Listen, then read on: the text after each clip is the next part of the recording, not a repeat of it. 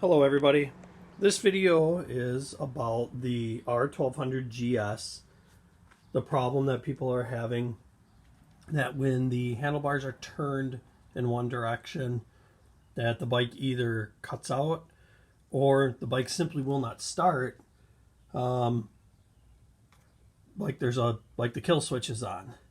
Well, the reason that this is happening, and I'm sure some of you have seen it on forums if you're looking on YouTube, is that the wiring behind the ignition switch that plugs in down here,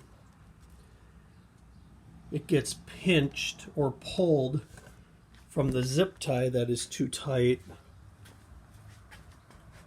from up under here. Now the problem that the owner of this bike was having was that when he would turn the handlebars almost to the full lock position, the bike would cut off and he'd straighten it back out, and the bike would turn back on. Now in my opinion, that's pretty rare to have a wire that's being pulled enough to kink it and then it's going to come back on. Normally I would think if it's pulled that hard that the wire would break and the bike would simply shut off and you'd be stranded wherever it is. The problem that it is the connector from underneath where it's zip tied is too tight and it breaks the wire. Now the only way to get to that is to remove all the bodywork, your seat, your side covers for the gas tank, your top covers, the beak. And this video isn't on how to take all that off.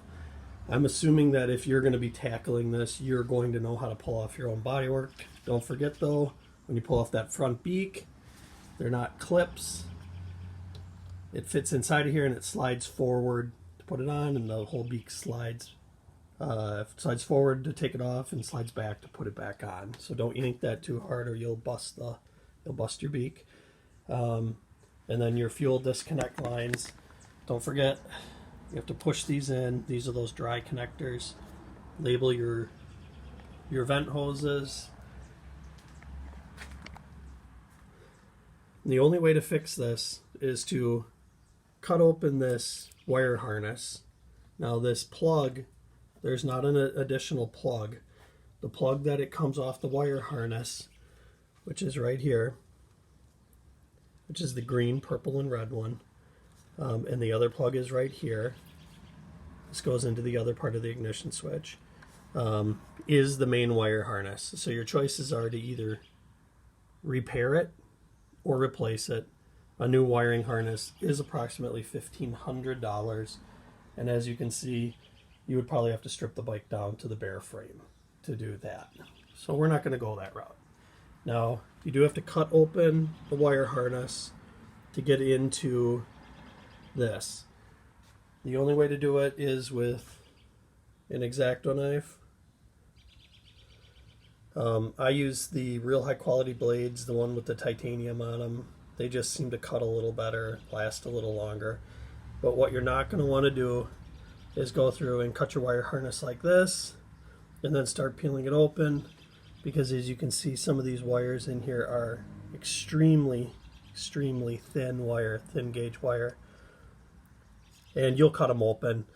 Worst case is you'll cut it open and you won't know you do it. Now something's not going to work on the bike, or it's simply not going to run, and you're going to be chasing wires in this mess of wires. You're going to have a headache like there's no tomorrow.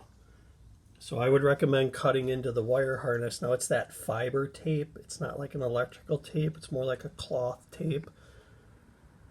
Is to cut backwards. So put the razor blade in and then real carefully pull and cut. That way you can see what you're cutting. So the blade's facing up, not down. Time-wise, it took about an hour to cut from here to here and into here. That's just into the electrical tape. This wire that you see broken here, it actually was not broken when we were pulling it apart. When I was cutting the tape backwards from the connector here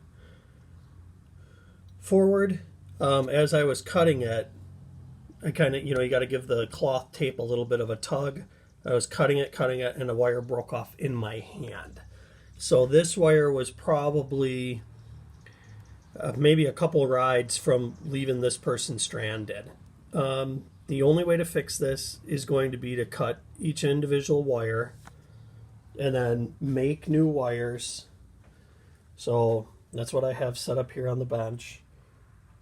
So you're going to take some wire, take a quality wire, you're going to strip it, you're going to tin it, you're going to strip and tin the other side, you're going to solder it together, and then use some heat shrink tube, and then use a quality electrical tape to fix it.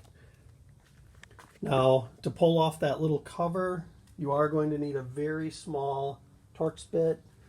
The Torx bit size on that is a T10. It's actually such a small Torx bit that it did not come with my Craftsman set. My Craftsman set only went down to a T15.